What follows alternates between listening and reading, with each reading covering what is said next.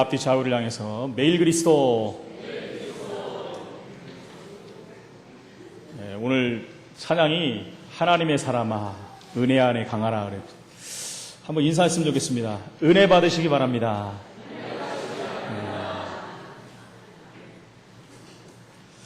오늘 참된 예배의 축복, 정말 예배를 통해서 우리가 축복, 은혜, 응답을 받는 시간이 되어야 될 줄로 믿습니다. 예배는 아무나 드리는 것이 아닙니다. 예배는 누가 드립니까? 예배는 하나님 자녀만 드릴 수 있습니다. 그래서 이곳에 계신 모든 분들은 하나님의 자녀인 줄로 믿습니다. 인간 창조의 목적 자체가 예배를 위해서 하나님이 창조했다라고 했어요. 창세기 1장 27절에 보니까 하나님 형상대로 우리를 만드신 것은 교제하기 위함이다. 교제라는 의미가 뭡니까? 하나님과 우리가 어떻게 교제를 합니까? 예배를 통해서 교제가 되어지는 것이겠죠. 소요리 문답 제1문에도 사람이 제1되는 목적이 뭐냐? 사람이어야 될 제1목적, 소요리 문답이라는 것은 신앙 고백에 따르는 교리, 교육의 지침서입니다. 가장 중요한 부분이겠죠. 거기에 제1문에 하나님을 영화롭게 하고 하나님으로 말미암아 영원토록 즐거워하는 것이다. 하나님을 영화롭게 하고 하나님으로 즐거워하는 것이 뭐냐? 예배입니다. 우리 인간의 창조의 목적이 예배라는 것입니다. 이 엄청난 축복을 인간에게만 주신 것입니다. 그 어떤 IQ가 높은 동물도, 침팬지라든가 돌고래도, 또 우리 요즘에 많이 키우는 강아지도 예배할 수 없습니다. 예배할 수 있는 기능이 없어요. 예배할 수 있는 기능이 있다는 건 사람에게, 영혼이 있는 존재에게만 부여된 것입니다. 돌고래가 얼마나 똑똑합니까, 여러분? 돌고래들 보셨지 않습니까? 어떤 영상을 보니까 돌고래가 그냥 야생 돌고래인데 사람이 보트를 타고 가는데 거기를 같이 오는 거예요. 보트가 서 있으니까 막 장난을 걸어요. 사람이 만져도 가만히 있고, 사람이 뭘 시키니까 그대로 따라서 하고. 여러분, 돌고래의 IQ가 사람 담으로 높다고 하지 않습니까?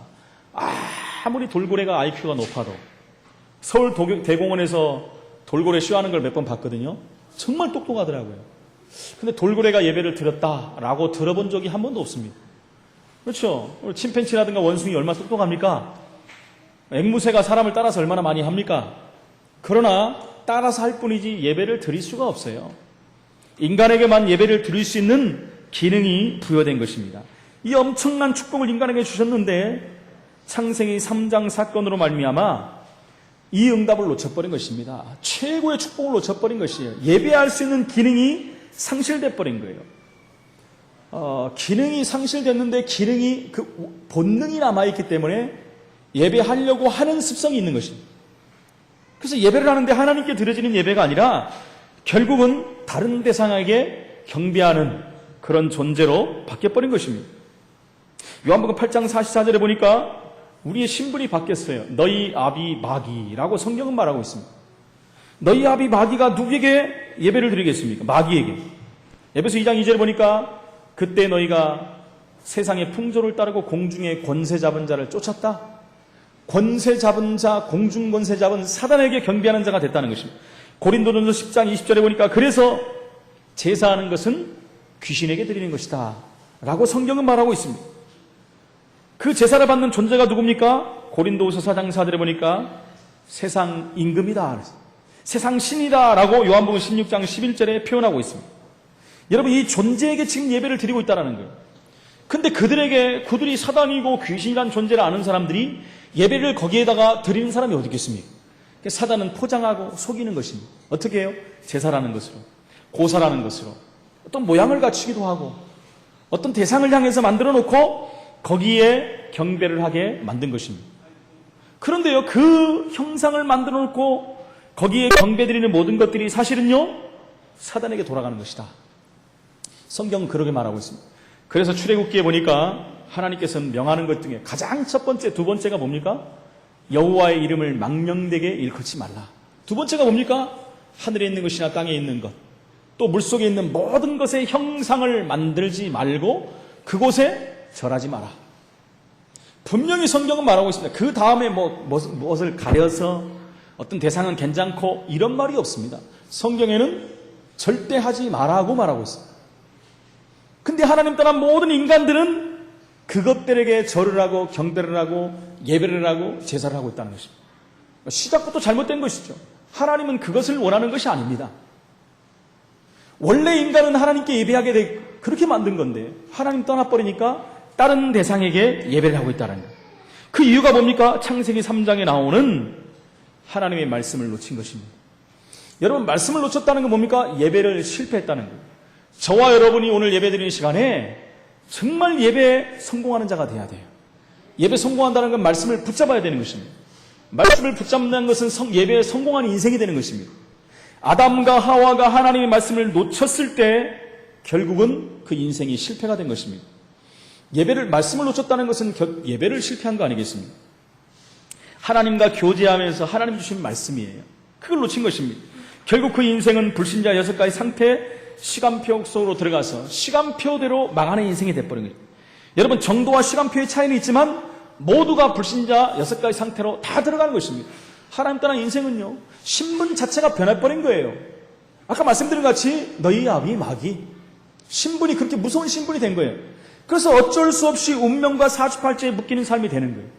그래서 제사를 드려야 되고 고사를 지내야 되고 궁합을 봐야 되고 문제 오면은 어디 가야 됩니까? 정하는 자 찾아가야 돼요. 무속인 찾아가야 되고 부적을 붙여야 되고 구슬해야 되고 결혼할 때도 궁합을 봐야 되고 죽고 나서도 묘자를 쓰는 인생이 되는 것입니다. 그 정도가 아니지 않습니까? 이사만 하려고 해도 어떻게 해야 됩니까? 손 없는 날 잡아야 되고 방향을 잡아야 돼요. 여러분, 손 없는 날 잡아서 이사해 보셨습니까? 여러분, 기독교인들은 거기서 벗어난 사람들이에요. 손 없는 날 잡지 마세요. 비 안 오고 눈 안 오고 날씨 좋은 날 이사하면 됩니다. 저는 희한하게 이사하는 날만 비가 오더라고요. 이사하는 날만 비가 오고 눈이 오고 그래도 아무 이상 없이 이사 잘하고 잘 살고 축복받고 응답받고 살고 있습니다. 여러분, 제가 동서남북 방향 잡은 적이 있습니까? 하나님이 이곳에 응답을 주셔 저를 부르니까 방향 안 잡고 왔죠. 제가 방향을 봤다면 동서남북 봐가지고 어쩌면 여기 올 수도 없어요. 여러분, 제가 살던 곳이 경기도 광주였기 때문에 경기도 광주에서 남쪽으로 가라 그랬으면 여기 올 수 있겠습니까? 그 이전에 제가 신림동 살았을 때 만약에 북쪽으로 가라 그러면 제가 광주에 갈 수 있겠습니까? 여러분, 우리는 운명과 사주팔자에서 벗어난 사람들이에요. 해방된 사람들. 제가 왜 이 말씀을 드리냐면요, 아니 글쎄 교회 다니는 예수 믿는 사람들도 방향 잡고 이사하는 사람들이 있더라고요. 여러분, 예수 믿는 사람들도 여러분 손 없는 날 잡더라고요. 제가 보니까 예수 믿는 사람들도요 점하는 자 찾아가더라고요. 점치는 자 찾아가서 운명을 맡기는 교인들이 있다니까요. 아니, 복음 가지는 우리가 그들을 가서 살려야 되는데 그들에 가서요 머리를 대밀어요. 너는 일시를 대밉습니다. 진짜 귀신들 무당들은요 가라고 그래요. 예수 믿는 사람이 뭐하러 왔냐고, 여기 당신 하나님께 기도하라고. 얼마나 창피합니까? 그런 무속인들한테 그런 얘기 들으면. 저와 여러분은 거기서 벗어난 줄로 믿습니다. 하나님 떠나버린 인생은요 모든 것이 시작부터 잘못된 인생이 되는 거예요. 꼬인 인생이 된 거예요. 그냥 인생 자체가요 하나님 없는 인생이 시작되기 때문에 모든 것이 잘못된 인생이 시작부터 잘못된 인생이 될 수밖에 없는 거예요. 그래서 시간표에 따라 다 인생은 무너질 수밖에 없는 것입니다. 하나님은 우리 인생이 그렇게 사는 것을 원하지 아니하시고 하나님은 우리를 부르신 것입니다. 하나님이 세상을 이처럼 사랑하시기 때문에 우리가 저주와 재앙 가운데 있다가 무너지고 망하고 영원한 지옥불로 가고 후대까지 망하는 것을 하나님은 원치 않는다는 것입니다. 그래서 로마서 5장 8절에 우리가 아직 이 가운데 있을 때, 죄 가운데 있을 때, 불신자 6가지 상태에 망하고 있을 때 우리를 위해서 죽으셨다. 우리가 아직 죄인 되었을 때 그리스도께서 우리를 위하여 죽으심으로 하나님께서 우리에게 대한 자기의 사랑을 확증하시느니라. 할렐루야. 확인하고 증명하셨어요. 어디서요? 십자가에서요. 어떻게 해요? 피 흘리심으로 말미암아 요한복음 19장 30절에 다 이루었다. 여러분, 다 끝났는데 뭐가 또 부족합니까? 여러분, 부족하니까 사람들이 또 여기 기웃 저기 기웃하고 여기로 갔다 저기로 왔다가 뭐 능력이 나타난 분 거기 가보기도 하고요. 증거가 있다면 그쪽으로 가보기도 하고요. 여러분, 기적이 일어난다면 다른 데도 가봅니다. 사람들이 막. 여러분, 기적은 어디서든지 나타납니다. 하나님이 아닌 다른 것들도 기적을 일으킬 수 있어요. 여러분 무속인들 한번 가보십시오. 무속인들도 기적을 얼마나 일으키는지 모릅니다. 작두에 올라가서 뛰는 게 기적 아닙니까 여러분? 정상적인 사람이 시퍼런 작두에 올라가면 어떻게 됩니까? 발이 잘려지겠죠. 그 사람들 보니까요, 제가 많이 봤거든요. 굿하는 거. 그 시퍼런 칼날을 갖고 혀를 긋습니다. 이렇게. 몸도 막 쳐요. 근데 여러분 자국조차도 안 나요. 왜 그렇습니까? 기적이에요. 그걸 기적이라고 합니다. 왜 그런 일이 일어나죠? 귀신도 능력을 행한다라고 성경은 분명히 말하고 있어요. 귀신은 속이는 존재라고 그랬어요. 그렇게 속여가지고 자기가 하나님인 것 같이, 조상신인 것 같이, 장군신인 것 같이 속이는 거예요. 여러분 100% 귀신의 역사입니다. 귀신의 역사에 사람들이 다 넘어가요. 그 귀신의 조종을 받고 있는 무속인에게 가갖고 기독교인들이 머리를 내밀면 어떻게 되겠습니까? 참 뭐라고 말을 해야 되겠습니까? 그들을 살리시기 바랍니다, 여러분. 그들을 살리라고 우리에게 복음 주신 거예요. 사람들이 이걸 다 놓쳐버리는 거예요. 하나님은 우리를 사랑하셔서 그리스도를 보내주시고 이 모든 문제를 십자가에 끝내버려요. 근본을 치유한 거예요, 여러분. 원래 인간으로 되돌아간 것입니다. 모든 것이 회복돼 버렸어요. 해방됐습니다. 해결된 거예요, 여러분. 끝났는데도 불구하고 우리는 끝나지 않은 것 같은 삶을 사니까 계속 어려움을 당할 수밖에 없다는 거예요. 창세기 1장 27절, 28절에 회복된 자입니다. 하나님의 형상이 회복돼 버렸어요. 예수 생명이 회복됐다는 것입니다. 하나님이 성령으로 함께하는 자, 임마누엘의 축복을 누리는 자의 삶을 우리는 회복된 것입니다. 그래서 임마누엘의 축복을 누리는 첫 번째 방법이 바로 예배입니다. 여러분, 저와 여러분이 지금 예배할 때 하나님이 가장 기뻐하시는 거예요. 원래 인간이 회복된 거기 때문에. 그래서 이 시간은 임마누엘의 축복을 마음껏 누리는 시간입니다. 그래서 이 예배를 통해서 우리는 참 안식과 참 평안을 누려야 되는 것입니다. 우리가 한 주간 승리하고 실패했던 모든 것을 하나님께 나와서 영광을 돌리는 것입니다. 말씀을 통해서 확인하는 것입니다. 말씀을 통해서 위로를 받는 것입니다. 말씀을 통해서 새 힘을 얻고 또 한 주간의 삶에 승리하는 증인으로 서는 것입니다. 여러분, 예배에 성공하지 못하고 예배를 통해서 하나님 주신 말씀을 확인하지 못하고 우리가 현장으로 또 돌아간다면 일주일을 어떻게 살아야 되겠습니까? 캄캄함 속에서, 어둠 속에서 방황하면서 살 수밖에 없는 것이에요. 말씀을 놓쳐버리는 신앙인들은요, 일주일의 삶에 또 어려움을 당할 수밖에 없다는 것입니다. 모든 것을 회복받을 수 있는 시간이 바로 예배 시간입니다. 이 예배를 통하여 저와 여러분 참 안식과 평안을 누리시기를 다시 한번 예수 이름으로 축원을 드립니다. 그래서 우리가 하나님 앞에서 나와서 제일 먼저 해야 되는 것이 뭐겠습니까, 여러분? 예배 시간에 감사해요. 하나님 감사합니다. 우리가 기도할 때마다 감사합니다가 먼저 나오지 않습니까? 입으로 그냥 버릇대로 나오는 감사가 아니라 진정한 감사가 나와야 돼요. 하나님, 내가 원래인으로 회복되고 정말 하나님 자녀가 됐기 때문에 하나님 앞에 예배할 수 있는 이 귀한 응답의 날을 허락하신 것을 감사합니다. 나의 예배를 받으신 하나님께 감사를 드립니다. 구원의 놀라운 축복과 응답을 주신 하나님께 감사합니다. 하나님, 내가 세상에 있지 아니하고 가장 귀한 안식의 날에 하나님 앞에 참 예배 드릴 수 있는 은혜를 주신 것 감사합니다. 이런 참된 예배의 축복을 누리게 하심을 감사합니다. 이 감사가 차고 넘치는 귀한 응답의 시간 되기를 축원을 드립니다. 그래서 저와 여러분들은 첫 번째, 하나님이 원하시는 예배를 드려야 돼요. 하나님이 원하시는 예배가 뭡니까? 이 하나님이 원하시는 예배를 드릴 때 성령께서 비로소 역사하시는 것입니다. 창세기 1장 28절의 예배가 하나님이 원하시는 예배입니다. 그것이 바로 임마누엘 예배예요. 성령이 역사하는 예배입니다. 왜 그렇습니까? 예수 생명, 예수 능력을 가지고 예배하거든요. 인간이 본연이 완전히 회복된 상태에서 예배를 드리거든요. 여러분, 하나님 자녀가 아닌 예배는 절대 받을 수가 없어요. 하나님이요. 하나님 자녀가 되지 않은 사람이 예배를 드리면 하나님 받지 않으세요. 아무리 정성을 들이고 중심을 다하고 최선을 다해서 드려도 하나님은 받지 않으세요. 왜요? 신분이 변하지 않았어요. 그 신분은 하나님 앞에 예배 드릴 수가 없어요. 그래서 하나님 자녀가 되지 않은 사람들은 결국은 다시 돌아갈 수밖에 없는 것입니다. 결국 다시는 세상으로, 우상으로, 종교로 돌아갈 수밖에 없어요. 여러분, 진정으로 우리가 하나님 자녀가 되지 않았다면 이 시간에 그 응답을 먼저 누리시기를 예수 이름으로 축원을 드립니다. 어떤 예배를 하나님이 원하시겠습니까? 마가다락방에 성도들의 예배를 드리십니다. 하나님, 마가다락방에 있는 성도들의 예배는 어떤 예배입니까?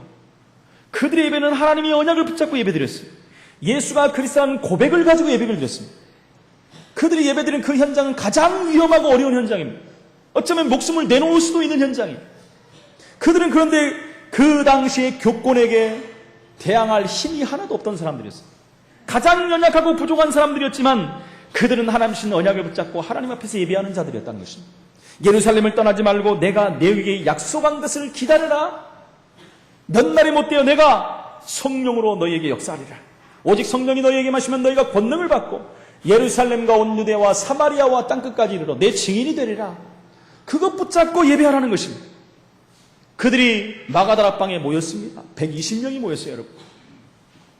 꼭 우리 교회 정도 되는 것 같아요. 120명이 모여서 사도행 1장 14절에 보니까 오로지 하나 되어서 합심하여 원리스 되어서 하나님 앞에 예배가 시작된 것입니다. 어떤 일이 벌어졌습니까? 사도행전 2장 1절에 오순절 날이 이미 이르매 하나님이 성령의 역사가 일어나버린 거예요. 하나님이 가장 원하시는 예배를 초대교회 성도들이 드렸다는 것입니다. 이 예배의 응답을 우리도 누리시기 바랍니다. 그러려면 여러분 그냥 드리는 게 아니에요. 예수 그리스도의 언약을 붙잡고 피의 제사가 되어야 됩니다. 피제사 드리는 시간 되기를 다시 한번 축원을 드립니다. 여러분, 아벨의 예배를 하나님이 왜 받으셨습니까? 아벨은요, 창세기 3장 해결책 되시는 창세기 3장 15절에 여자의 후손 되신 그리스도의 언약을 붙잡고 하나님 앞에 예배했다는 것입니다. 여자의 후손 되신 예수 그리스도, 창세기 3장 문제를 완전히 끝낼 그 예수 그리스도의 언약을 붙잡고 하나님 앞에 예배드렸을 때 하나님은 아벨의 예배를 받은 것입니다. 아벨은 성공하는 예배를 드린 것입니다. 그는 증거를 붙잡은 것입니다. 창세기 3장 21절의 언약을 붙잡았어요. 피의 제사를 드린 것입니다. 창세기 그는요 레위기 17장의 11절의 언약이 뭔지를 아는 것입니다. 히브리서 9장 22절에 피 흘림이 없은즉 죄사함이 없느니라. 여러분, 피 흘림이 없은즉 죄사함이 없느니라. 가인과 아벨의 예배를 우리는 많이 들어봤습니다. 오늘 다시 한번 말씀을 통해서 예배의 비밀을 누리시기를 축원해 드립니다. 요한복음 4장 23절로 24절에 보니까 신령과 진정으로 드려지는 예배입니다. 여러분, 예배하러 할 때는 우리가 정말 중심을 가지고 하나님 앞에 드려야 돼요. 그래서 예배가 시작될 때 사회에 보시는 장로님이 뭐랍니까? 하나님은 영이시니 예배하는 자가 영과 진리로 예배할지니라. 육신의 예배가 아닙니다. 하나님 앞에 우리가 정말 영과 진리로 예배를 드리는 거예요. 무슨 말입니까? 성령과 말씀으로, 성령과 그리스도로, 성령과 그 피로 하나님 앞에 예배하는 것입니다. 하나님은 그 예배를 기뻐 받으신다는 것입니다. 로마서 12장 1절로 2절에 보니까 너희 몸을 하나님이 기뻐하시는 산 제물로 드려라. 할렐루야. 우리 몸을 하나님 앞에 드리는 거예요. 드리는 예배입니다. 우리 모든 각자 하나하나가 예배의 주체입니다. 예수님이 오시기 전에는 어떻게 드렸어요? 성소와 지성소 사이가 있어갖고 지성소로 들어가려면 대제사장이 혼자 들어갔어요. 혼자 들어가서 죄 없는 양의 피를 뿌리면서 모든 사람들의 죄를 고한 것입니다. 그래서 용서를 받았어요. 그러나 예수님께서 십자가에서 죽으시면서 우리 인생 문제를 다 끝내버린 거예요. 다 이루었다 말씀하실 때 하나님께로 들어가는 그 회막이 위에서부터 밑에까지 쫙 찢어져 버렸어요. 누구나 하나님 앞에 갈 수 있는 거예요. 그렇죠. 만인 대제사장이 된 것입니다. 그래서 저와 여러분들은 전부 만인 대제사장으로 하나님 앞에 내 몸을 직접 드리는 예배가 됩니다. 이 예배의 의미를 알아야 됩니다. 우리 하나하나가 지금 하나님 앞에 예배 드리는 것입니다. 우리 중심을 드리는 거예요. 그래서 제가 자주 말씀드려요. 예배는 보는 게 아닙니다. 예배 보러 가자는 틀린 말이에요. 예배 드리는 것입니다. 예배 보러 가는 것은 구경하러 가는 거예요. 예배 드리는 것은 내가 주체가 돼서 드리는 것입니다. 이 시간 예배 드리는 축복을 누리시길 바랍니다. 이 예배를 하나님이 기뻐 받으신다는 것입니다.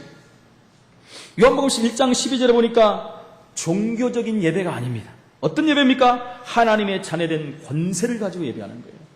하나님 자녀된 권세를 가지고 예배할 수 있는 신분이 우리에게 주어진 겁니다. 하나님 자녀된 자가 드리는 예배를 하나님이 기뻐 받으시는 거예요. 저와 여러분의 예배를 하나님이 지금 얼마나 기뻐 받으시겠습니까? 예배하는 이 시간에 하나님은 정말 기뻐하시면서 이 예배를 받으시고 하늘의 군대는 동원돼서 이 예배를 돕고 있다는 것입니다. 우리가 정말 중심을 가지고 영과 진리로 예배할 때, 예수의 피로 예배할 때 흑암세력 악한 영들을 완전히 따라가는 것입니다. 우리가 예배 한 번만 잘 드려도요, 질병이 치유될 수 있습니다. 예배 한 번만 잘 드려도 모든 응답을 받을 수가 있는 것입니다. 갈라디아서 2장 20절에 우리의 의를 드러내는 예배가 아닙니다. 여러분, 우리가 잘나서 하나님 앞에 나왔습니까? 우리가 뭔가를 가지고 하나님 앞에 지금 예배를 드립니까? 아닙니다. 우리의 의는 다 내려놓고 그리스도의 의가 나타나는 예배가 돼야 돼요. 주인 대신 그리스도가 나타나는 예배가 돼요. 그래서 그리스도 이름으로 하나님 내가 예배합니다가 아니에요. 그리스도 이름으로 하나님 앞에 예배하는 그 응답을 누리는 것입니다. 이 예배를 하나님 기뻐받으신다는 것입니다. 요한복음 14장 16절 27절 사이에 보니까 성령의 역사와 성령이 인도하는 예배를 드려야 돼요. 우리의 예배가 성령이 역사하는 예배가 돼요. 성령께서 세밀히 인도하시는 예배가 돼요. 우리의 예배를 통해서 하나님의 말씀을 받으면 우리는 무엇이 보입니까? 현장이 보이게 되어 있어요. 고통하는 현장, 풍랑만난 현장, 하나님의 소원, 하나님의 탄식이 있는 현장, 너희는 가서 그 현장을 살리라고 말하는 그 현장이 보이게 됩니다. 우리가 예배를 통해서 응답을 받고 하나님의 말씀을 붙잡고 힘을 내서 하나님 우리에게 맡겨준 현장 가서 현장을 살리는 증인으로 서야 된다는 것입니다. 예배를 통해서 하나님의 은혜와 힘과 치유의 역사도 이루십니다. 하나님 주신 힘을 어디서 얻으십니까? 세상에서 얻습니까? 어떤 다른 것을 보면서 응답을 얻습니까? 응답을 받습니까? 우리는 예배를 통해서 하나님 주신 힘을 얻어야 돼요. 예배를 통해서 하나님의 응답을 받아야 돼요. 은혜를 받고 응답을 받고 왜 이유가 뭡니까? 결국 나가서 현장을 세계를 정복해야 되기 때문에. 이 초대교회 성도들이 마가다락방에 모여서 기도해서 응답받고 하나님 주신 그 증거를 가지고 현장에 나간 거예요. 성령 충만 받아버리니까 15나라 문이 열려버렸어요. 여러분, 초대교회 성도들이 나가서 15나라 문을 열었습니까? 아니에요. 하나님이 15나라 사람들을 그곳에 보내줬어요. 현장의 문이 열린 것입니다. 3천 제자가 동시에 일어나 버렸어요. 하나님 말씀이 성취되는 증거를 본 것입니다. 현장이 변화되고 교회가 변화되고 사람이 변화되고 모든 것이 변화되는 증거가 나타났습니다. 어떻게 했을 때요? 올바른 예배가 되어졌을 때. 그러므로 우리는 부활의 메시지를 붙잡고 예배드려야 됩니다. 너희는 가서 모든 족속으로 제단을 삼아 만민에게 가서 치유하라. 내 어린 양을 먹이라. 그 말씀을 붙잡고 예배해야 됩니다. 그러면서 예수님이 승천의 메시지를 붙잡아야 됩니다. 땅끝까지 이르러 내 증인이 되리라. 이 언약을 붙잡고 우리는 기도해야 된다는 것입니다. 예배해야 된다는 것입니다. 두 번째, 그래서 우리는 예배에 실패하면 인생에 실패하는 것입니다. 여러분, 예배에 그렇다면 성공하면 인생은 성공하는 것입니다. 첫 번째 말씀드렸던 것처럼 예배가 그만큼 중요하다면 예배에 실패한 인생은 어떻게 되겠습니까? 예배 실패하면 다 놓치는 것입니다. 예배 실패하면 현장에서 승리할 수 있는 힘이 없어요. 현장을 볼 수 있는 눈이 없어요. 하나님 말씀 성취되는 것을 볼 수가 없는 것입니다. 그러니 고스란히 하나님 자녀가 현장에서 당할 수밖에 없는 거예요. 현장에 가면요, 사단은요, 불꽃 같은 눈동자로 하나님 자녀들을 주시합니다. 베드로전서 5장 7절 8절에 우는 사자와 같이 삼킬 자를 찾아 두루다닌다. 늘 말씀드리지만 삼킬 자를 누구를 찾아다닙니까? 불신자는 이미 삼킴을 당했어요. 누구를 찾아다니겠습니까? 예배에 실패한 자들, 하나님의 언약이 없는 자들, 그런 자들을 찾아다니는 거 아니겠습니까? 주일 예배드리고 응답받지 못하고 성령 충만 받지 못하고 성공하지 못하고 현장으로 돌아간다면 여러분 끔찍한 거 아니겠습니까? 우리가 참 평안과 안식이 없기 때문에 그렇습니다. 문제에 대한 답을 얻지 못하기 때문에 그렇습니다. 강단 메시지를 놓쳤다는 것은 예배를 실패했다는 것입니다. 우리는 하나님 자녀이기 때문에 이미 모든 것을 다 받았습니다. 예배를 통해서 확인하는 시간입니다. 하나님의 모든 축복을 누릴 수 있는 은혜와 힘을 예배를 통해서 우리는 공급을 받아야 돼요. 그래서 예배 시간에는요, 모든 것을 집중해야 됩니다. 그 제가 말씀드리잖아요. 예배 시간에 여러분 생명 걸고 예배드려야 돼요. 순교자적인 중심을 가지고 예배드려야 됩니다. 여러분 그 중심으로 예배드려야 됩니다. 저는 예배드릴 때 그렇게 드립니다. 지금도. 예배할 때는요, 두렵고 떨리는 모습으로 하나님 앞에 섭니다. 제가 앞에서 지금은 강단에서 섰지만 밑에 있을 때는 제가요, 모든 신경을 집중합니다. 모든 중심을 다해요. 왜요? 내가 하나님의 예배드리는 주체이기 때문에 그래요. 내가 만약에 흔들려 버리면 어떻게 됐습니까? 하나님이 어떻게 예배를 받으시겠습니까? 지금 내가 하나님 앞에 교제하고 하나님께 예배를 드리며 하나님께 영광을 돌리는데 내 자신이 흐트러지면 어떻게 되겠습니까? 모든 걸 타치하고 하나님께 얼마나 죄송합니까? 하나님과 내 예배를 받으시는데 지금 내 중심을 받으시는데, 그래서 예배의 실패는 모든 것의 실패가 될 수밖에 없는 것입니다. 하나님의 인간 창조는 예배하는 존재로 창조됐다고 미리 말씀드렸습니다. 하나님 앞에 예배드릴 수 있는 유일한 존재로 저와 여러분을 창조하신 것입니다.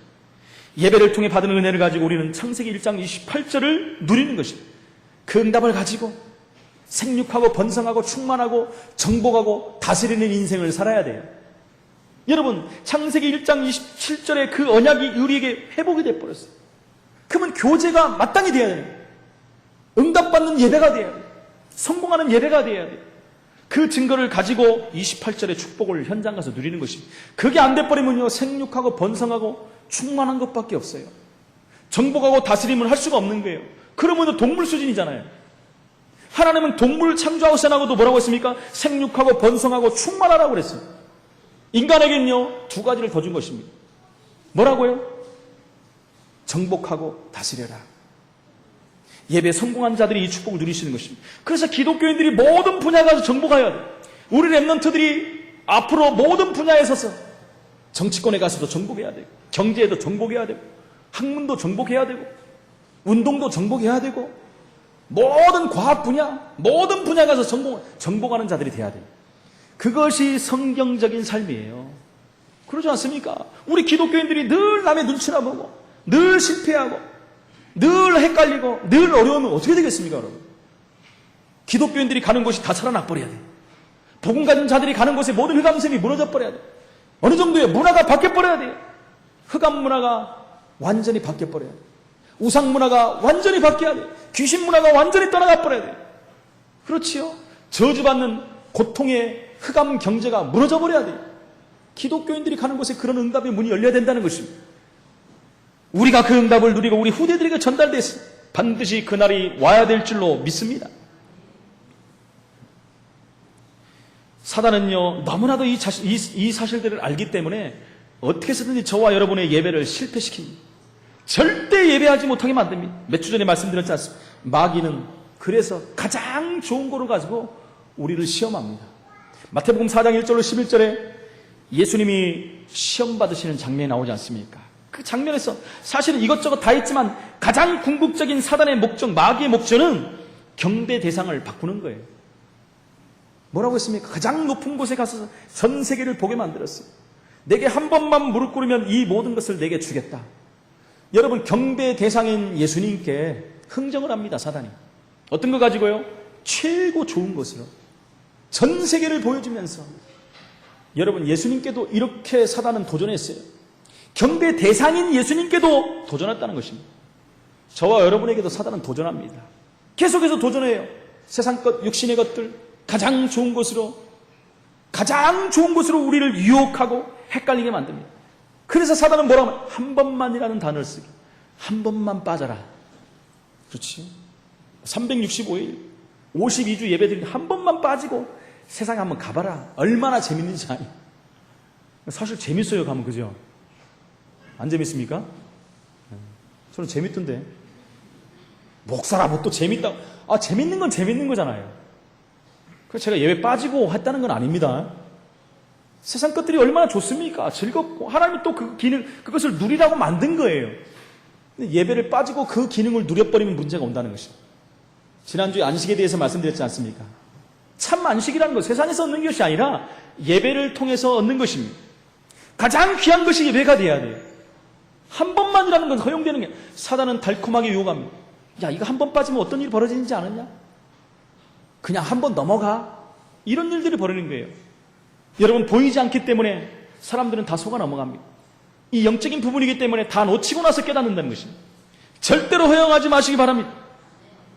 창세기 3장 1절로 20절의 결과는 하나님 떠난 결과요. 예배 실패의 큰 결과입니다. 그렇지. 어떤 결과가 났습니까? 땀을 흘려야 되고, 잉태하는 고통을 가져야 되고, 땅도 저주를 받아버리고, 인간은 가치없는 인간이 되어버리지 않습니까? 흙으로 샀으니 흙으로 돌아가라. 인간의 최고의 가치 있는 인간인데 하나님 떠남으로 말미암아 예배하는 백성이 안 돼버리니까 어떤 백성이 돼버린 거예요? 가치없는 존재가 됐다는 거예요. 흙을 샀으니 흙으로 돌아가라고 성경은 말씀하고 있는 거예요. 요한복음 4장 20절로 24절에 보니까 유대인의 예배의 실패에 대한 부분들이 나옵니다. 예수님과 대화하는데 뭐라고 합니까? 우리가 예루살렘 성전에 가서 예배됩니까? 저 산을 가서 예배드립니까? 여러분, 예배에 주체되신 예수 그리스도가 왔는데도 깨닫지 못하는 거예요, 이스라엘 백성들이. 예수님이 뭐랍니까? 성전에 있는 것도 아니고 저 산에도 있는 것도 아니다. 너희가 정말로 예배하는 날이 올 것이다. 아직도 깨닫지 못하는 거예요. 예수님이 와 계시는데도. 여러분, 예배에 실패한 사울 왕을 한번 보십시오. 사무엘상 13장 8절로 9절에 보니까 사무엘을 기다려갖고 예배를 드려야 되는데 사무엘이 안 와요. 주위 환경을 보니까 큰일 났어요. 사람들이 막 가버리고요. 돌아갑니다. 그냥 왕이 하나님 앞에 직접 예배를 드려버린 거예요. 지금이야 드릴 수 있지만 자기가 제사장이 되어갖고 하나님 앞에 예배를 드린 거예요. 그 인생이 그때부터 꼬이기 시작해서 인생이 망해버린 것입니다. 제사장 엘리 시대를 한번 보십시오. 그 시대는 예배에 실패한 시대가 됐어요. 사무엘상 3장 1절에 보니까 아이 사무엘이 엘리 앞에서 여호와를 섬길 때에는 여호와의 말씀이 희귀하여 이상이 흔히 보이지 않았더라. 무슨 말씀입니까? 말씀이 희미하다. 희귀하다. 하나님 말씀이 주어지질 않았어요. 왜요? 예배하는 제사장들, 그 자녀들이 전부 하나님의 언약을 놓쳐버렸어요. 예배의 귀중성을 놓쳐버린 것입니다. 자기의 소신대로 그냥 자기의 생각대로 살아버리고 예배드린 재물도 다 갖다 뺏어 먹어버리고 하나님 두려운지도 모르고 하나님 말씀을 주지 않는 시대가 돼버렸다는 것입니다. 그래서 결국은 엘리 시대가 막을 내리고 자녀들까지 비참한 시대를 사는 것을 우리는 확인할 수가 있는. 여러분, 유럽의 미국의 교회들이 쇠퇴가는 모양을 보지 않습니까? 시작이 어디겠습니까? 예배의 실패니까 그래요. 예배 가장 중심적인 언약을 놓쳐버리니까, 복음을 놓쳐버리고 언약이 전달되지 않는 시대가 되어버렸어요.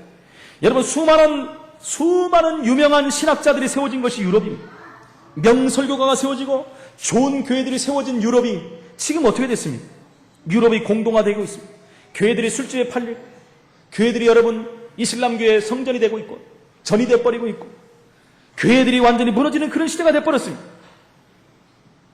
여러분, 이 사실들을 보면서 미래 우리의 모습으로 봐야 됩니다. 우리 한국교회가 이 복음이 희미해져 버리고 언약을 놓쳐버린다면 한국교회도 그런 날이 다가올 수밖에 없다는 것입니다. 여러분, 겉의 모양은 화려하고 크지만 복음이 없고 언약이 놓쳐버리면 어떤 일이 벌어지겠습니까? 불을 보듯 뻔한 일이 되는 것입니다. 여러분, 영국을 여행할 때 보면은 가장 먼저 방문하는 곳이 웨스트민스터 사원이라고 합니다. 그곳에는 유명한 사람들의 묘가 있다고 합니다. 저는 아직 거기는 안 가봤기 때문에 리빙스턴을 비롯해서 엘리자베스 여왕, 음악과 건축과 시인, 정치가, 귀족, 영국의 모든 유명 인사들이 이 무덤이나 비석들이 그 사원 안을 가득 채우고 있다고 합니다. 그러니까 보통 유명한 장소가 아니겠죠? 대단한 장소지 않습니까? 일종의 박물관일 수도 있습니다. 그래서 관광객들이 영국을 여행 가면 가장 먼저 가는 곳이 그곳이라고 합니다. 그런데 여러분, 이 웨스트민스터 사원이 본래는요, 그런 목적으로 세워진 것이 아닙니다. 그 사원은요, 원래는 하나님을 예배하는 예배당이었어요. 예배당이 이렇게 변해버린 것입니다. 그런 곳이 이제는 영국 왕이 취임하는 곳, 유명 인사들이 묘지로 사용되는 곳이 됐다는 것입니다. 이것은 영국의 역사를 보존한다든지, 역사를 계승한다든지, 또 관람객들에게 영국의 역사를 보여준다는 의미에서 좋은 역할을 할 수도 있습니다. 그러나 얼마나 많은 사람들이 그 사원 안에 들어가서 살아계신 하나님을 묵상하고 그 하나님께 영광을 돌릴 수 있겠습니까? 이미 기능을 다 잃어버린 교회가 됐다는 것이죠. 사람들은 그 안에 들어가서 자기가 알고 있는 유명한 사람들을 확인하고 싶어 합니다. 만나고 싶어 합니다. 그러나 정작 그 예배당이 원래 예배당으로 세워졌던 그 기능을 모르고 있다는 것입니다. 우리가 우리의 예배당 안에서 정말 우리의 시선을 어디에 두어야 되겠습니까? 무엇을 붙잡고 예배해야 되겠습니까? 어떤 언약을 우리가 붙잡고 예배해야 되겠습니까? 혹시 우리 몸만 여기 와 있습니까, 여러분? 여러분, 지금 다른 생각이 나고 있습니까? 예배보다 귀중한 게 있다라고 생각합니까? 그러면 우리 인생은 실패할 수밖에 없는 것입니다. 저는 직접적으로 말씀드릴 수 있습니다. 예배 실패는 인생 실패. 절대 성공하는 인생을 살 수가 없어요. 여러분, 제가 어렸을 때 중학교 2학년 때 교회를 떠나서 저는 완전 실패한 인생을 살았어요. 중학교 2학년 떠나서 언제까지요? 다시 예배 올바른 예배 회복하기 전까지 제 인생은 완전히 실패한 인생이었어요. 저는 그래서 누구보다도 잘합니다. 그래서 저는요, 예배를 가장 강조하는 사람이에요. 예배 놓치면 모든 거 끝납니다, 여러분. 예배 놓치고 성공할 수 있을 것 같습니까? 잠깐은 잘 나갈 수 있겠지요. 잠깐은 되어줄 수도 있습니다. 왜? 내 노력과 열심이 있기 때문에. 세상 사람들 노력과 열심으로 사니까요. 나도 그렇게 할 수 있습니다. 그러나 여러분, 절대 그렇게 되지 않습니다. 다시 한번 말씀을 드립니다. 하나님 기뻐하는 산제사를 드리시는 저와 여러분들이 되기를 축원을 드립니다. 세 번째로 예배에 실패한 가인을 한번 보시기 바랍니다. 왜 가인은 예배에 실패했습니까? 간단히 말하면 언약을 놓쳤어요. 부모에 의해서 형식적인 예배를 드린 거 아니겠습니까? 예배 안 드리면 안 드리지 않습니까? 그 가문이 어떤 가문인데? 그 아버지가 누군데요? 그 어머니가 누군데요? 종교적인 예배가 됐다는 거예요. 자기의 방법대로 예배가 됐어요. 생각대로 하나님께 제사 드린 자가 됐다는 거예요. 3절에 보니까 세월이 지난 후에 가인은 땅의 소산으로 제물을 삼아 여호와께 드렸고, 그러나 아벨의 예배를 하나님은 기뻐 받으십니다. 왜요? 언약을 붙잡은 예배이기 때문에 그래요. 피의 제사가 드렸다는 것입니다. 4절에 보니까 아벨은 자기도 양의 첫 새끼와 그 기름으로 드렸더니 여호와께서 아벨과 그의 제물은 받으셨다. 여러분, 언약을 못 잡으면 창세기 3장에서 절대로 빠져나올 수가 없습니다. 우리가 구원받은 하나님 자녀가 돼서도요, 이 언약 붙잡지 못하면 창세기 3장 속으로 들어가는 건 아니지만 영향을 받는다니까. 자꾸 속는단 말입니다. 창세기 3장 7절에 뭐라고 나옵니까? 이에 그들의 눈이 밝아져 자기들이 벗은 줄을 알고 무화과 나무 잎을 엮어 치마로 삼았다. 이게 하나님 떠난 자의 모습입니다. 자기의 노력으로 무화과 나무를 잎을 해서 옷을 입었다는 거예요. 그 노력은요, 열심은 좋지만은 금방 그 치마는 날아가 버린 것입니다. 시간이 지나가니까 햇빛 때문에 바스라지고요, 바람이 부니까 날아갈 수밖에 없는, 인간의 노력은 허사가 될 수밖에 없는 것입니다. 창세기 4장 6절 8절에 보니까 여호와께서 가인에게 이르시되 내가 분하여 함은 어찌 됨이냐, 안색이 변하면 어찌 됨이냐, 내가 선을 행하면 어찌 낯을 들지 못하겠느냐, 선을 행하지 아니하면 죄가 문 앞에 엎드리니 죄가 너를 원하나 너는 죄를 다스릴지니라. 가인이 그의 아우 아벨에게 말하고 그들이 들에 있을 때 가인이 그의 아벨을 쳐서 죽이니라. 이게 하나님 떠난 모습입니다. 하나님 떠난 모습, 예배 실패한 모습. 예배 실패하면요, 얼굴부터 틀립니다. 여러분, 제가 저기 인사할 때 딱 서서 보면요, 웬만하면 보입니다. 여러분, 이런 말하면 또 다 웃고 나오실라. 여러분, 생각부터 틀리기 때문에 모양도 바뀌게 돼 있어요. 예배 성공하면 모든 것이 바뀝니다. 오늘 가인을 보십시오. 안색이 변해. 분이 와서 안색이 변해버렸어요. 왜요? 예배 실패하니까. 하나님이 예배를 안 받으시니까 기분 나쁜 거예요. 동생 거는 받았는데 내 거는 안 받느냐. 가인은 창세기 3장이 그대로 붙잡혀 있는 상태입니다. 창세기 1장 27절 28절이 회복이 안 된 상태입니다. 하나님의 예배를 받으시는 기준은 뭡니까? 언약이 있느냐 없느냐. 그렇죠? 그리스도의 언약이 있느냐 없느냐, 피의 제사를 드리느냐 안 드리느냐. 여러분, 많은 사람들이 이 본문을 가지고 많이들 얘기를 합니다. 어떤 신학교에서는 이렇게 가르치고 어떤 신학교에서는 이렇게 가르치고 다 틀려요. 그런데 저는 결론을 붙잡았어요. 어떤 사람들은 그래요. 가인이 예배를 드렸는데 1년에 가장 중요한 것으로 예배 드렸는데 하나님 왜 그걸 받지 않았겠느냐. 단도직입적으로 피해 제사가 아니라서 그렇다. 맞습니까? 그걸 맞다라고 했어요, 다. 근데 어떤 교단에서는 뭐라 합니까? 다 보수 교단에서 하는 얘기예요. 어떤 교단에서는 뭐라고 가르치냐면은 가인이 드린 그 제물도 예배 중에 하나다. 소제라는 거죠. 하나님 그거 받았잖아요. 5가지 제사 중에 소제가 있었어요. 2개 다 맞아요. 근데 진짜 맞는 건 뭐겠습니까? 소제를 보면서 저는 답을 얻었습니다. 소제는 반드시 피 드리는 제사와 함께 드려야 돼요. 그게 빠진 것입니다. 그게 빠졌다는 것은 뭐죠? 이미 예배자의 그 상태가 문제가 온 거예요. 하나님의 언약을 놓치고 지금 하나님 앞에 나온 겁니다. 그리고 예배 드린 거예요. 하나님 받지 않은 것입니다. 이 언약 붙잡은 예배가 하나님이 가장 기뻐하는 예배라는 것입니다. 이걸 놓친 것입니다. 히브리서 11장 4절에 보니까 믿음으로 아벨은 가인보다 더 나은 제사를 하나님께 드렸다. 그래서 의로운 자라 하시는 증거를 얻었느니라. 하나님이 그 예물에 대하여 증언하십니다. 예물에 대해서.